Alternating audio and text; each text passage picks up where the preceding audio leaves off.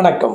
விருச்சிக ராசி அல்லது விருச்சிக லக்னத்துல பிறந்தவரா இருந்து, நான் சொல்லக்கூடிய இந்த பிரச்சனை தான் உங்க வாழ்க்கையில சிக்கலையும், உங்க வளர்ச்சியை தடுக்குது. உங்களுக்கு ஒரு நிம்மதி இல்லாத நிலைமைய தருதுன்னா, இந்த வீடியோ உங்களுக்கானது தான். இது ஒரு ஷார்ட் வீடியோ தான். முழுசா பாருங்க. உங்கள் பிரச்சனைக்கான தீர்வையும் நம்ம இந்த வீடியோல சொல்லப் போறோம்.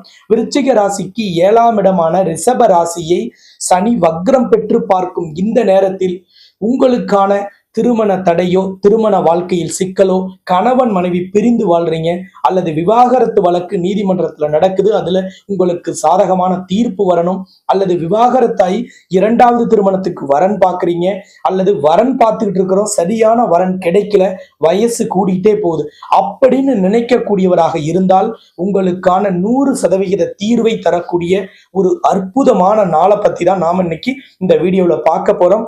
இது உங்களுக்கான பரிபூரண தீர்வை தரக்கூடிய ஒரு சக்தி வாய்ந்த வலிமையான ஒரு நாள். அதில் என்ன செய்ய வேண்டும் என்பதை பற்றி முழுமையாக நாம் இன்னைக்கு இந்த வீடியோல பார்க்க போறோம்.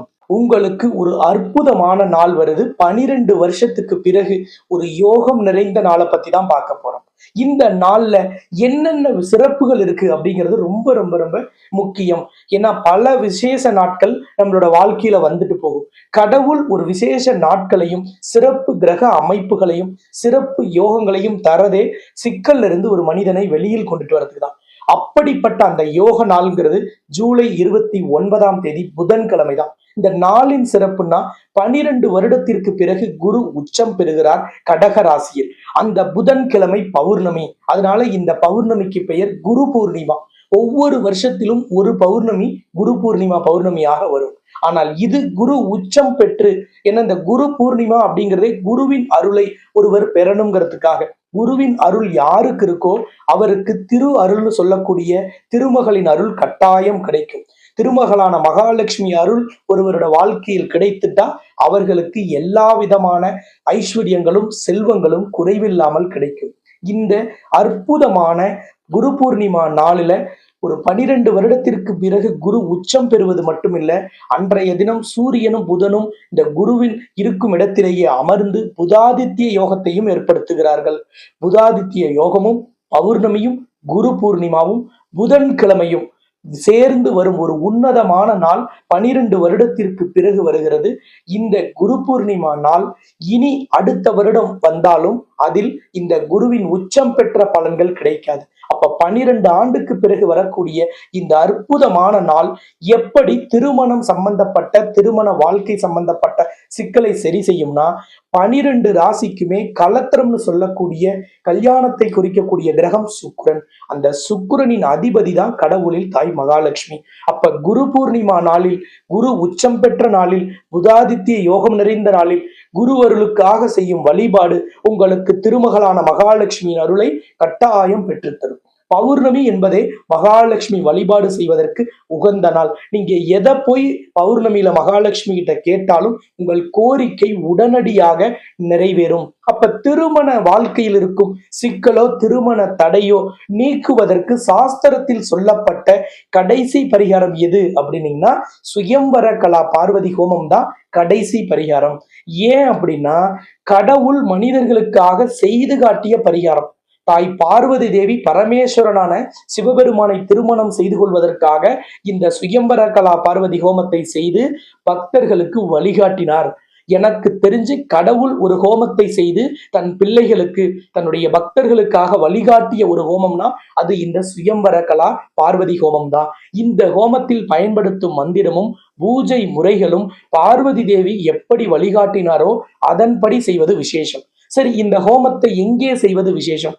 கலத்திர காரகன்னா சுக்கிரன், சுக்கிரனோட அதிபதி மகாலட்சுமி. அப்ப இந்த ஹோமத்தை எந்த ஆலயத்தில் செய்தாலும், திருமண மண்டபத்தில் செய்தாலும், எங்கே செய்தாலும் விசேஷம். அதைவிட சிறப்பு மகாலட்சுமியின் ஆலயத்தில் செய்வது மிக மிக மிக சிறப்பு வாய்ந்தது, சக்தி வாய்ந்தது. 100% திருமண தடையையும் திருமண வாழ்க்கையில் இருக்கும் சிக்கலை சரி செய்யக்கூடிய இந்த பரிகாரம் உங்களுக்கு உறுதியான தீர்வை உடனடியாக தரும். இந்த ஹோமம் 29ஆம் தேதி ஜூலை 2026 புதன்கிழமை பௌர்ணமி புதாதித்ய யோகம் நிறைந்த நாள், குரு பூர்ணிமா உள்ள நாள், அன்றைய தினம் குரு உச்சம் பெற்றிருக்கும் நாள், அன்னைக்கு பரிபூர்ண நேத்திரமும் பரிபூர்ண ஜீவனும் இருக்கும் ஒரு அற்புதமான நாள். அந்த நாளில் செய்வது 100% வெற்றியை உறுதியாக உடனடியாக உங்களுக்கு தரும். எங்கே இந்த ஹோமம் நடைபெறுது? உலகின் முதல் அஷ்டலட்சுமி நவக்கிரக திருக்கோவில்ல நடக்குது.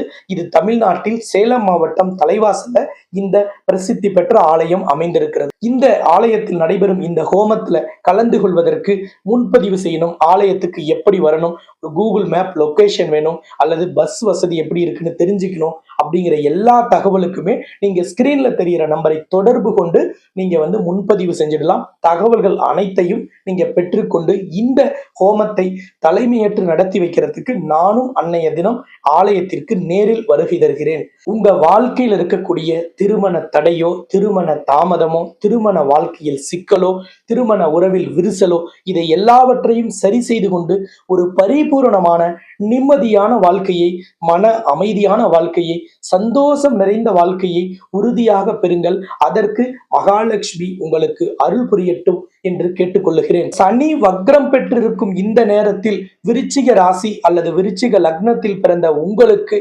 சனி கொடுத்தால் எவர் தடுப்பார் அப்படிங்கிறது தான் பழமொழி. அப்ப சனி வக்ரம் பெற்ற இந்த காலகட்டத்தில், அதுவும் 7ஆம் இடத்தை பார்க்கும் பொழுது, அதுவும் 7ஆம் இடம் என்பது ரிஷப ராசி, அதனோட அதிபதி சுக்கிரன். அப்ப நான் ஏற்கனவே சொன்னேன், இந்த மகாலட்சுமியின் வழிபாடும் பிரார்த்தனையும், அதுவும் 7ஆம் இடம் என்பது கலத்திரஸ்தானம், அந்த இடத்தை சனி வக்ரம் பெற்று பார்க்கும் போது இந்த வழிபாடும் இந்த பூஜையும் உங்களுக்கு முழுமையான தீர்வை தரும், உறுதியான தீர்வை தரும். 12 வருடத்திற்கு ஒரு முறை கிடைக்கும் இந்த அரிய வாய்ப்பை, இந்த அற்புத வாய்ப்பை எப்பொழுதும் தவற விடாதீர்கள். உங்க வாழ்க்கையில் இருக்க சிக்கலை சரி செய்வதற்கு கடவுள் கொடுத்த ஒரு கடைசி வாய்ப்பாக கருதி இந்த அற்புதமான நாளை தவற விடாமல் பயன்படுத்திக் கொள்ளுங்கள். உங்களுடைய வாழ்க்கையில் திருமணம் சார்ந்த சிக்கலோ, பிரச்சனையோ, விரிசலோ பரிபூர்ணமாக சரியாகி உங்களுடைய வாழ்க்கையில் அமைதியும் சந்தோஷமும் மன நிம்மதியும் பெறுவதற்கு இந்த நாளை சரியாக பயன்படுத்திக் கொள்ளுங்கள். அன்றைய தினம் ஆலயத்திற்கு நேரில் நானும் வருகை தருகிறேன். நாம் எல்லோரும் ஆலயத்தில் சந்திக்கலாம் என்று கூறி உங்களிடமிருந்து விடைபெறும் நான் ஜோதிட ரத்னா, ஜோதிட கலாநிதி, ஜோதிட செம்மல், மகாலட்சுமி உபாசகர், ஸ்ரீலஸ்ரீ டாக்டர் ராம் பரிமளம் ஆச்சாரிய குருஜி. நன்றி, வணக்கம்.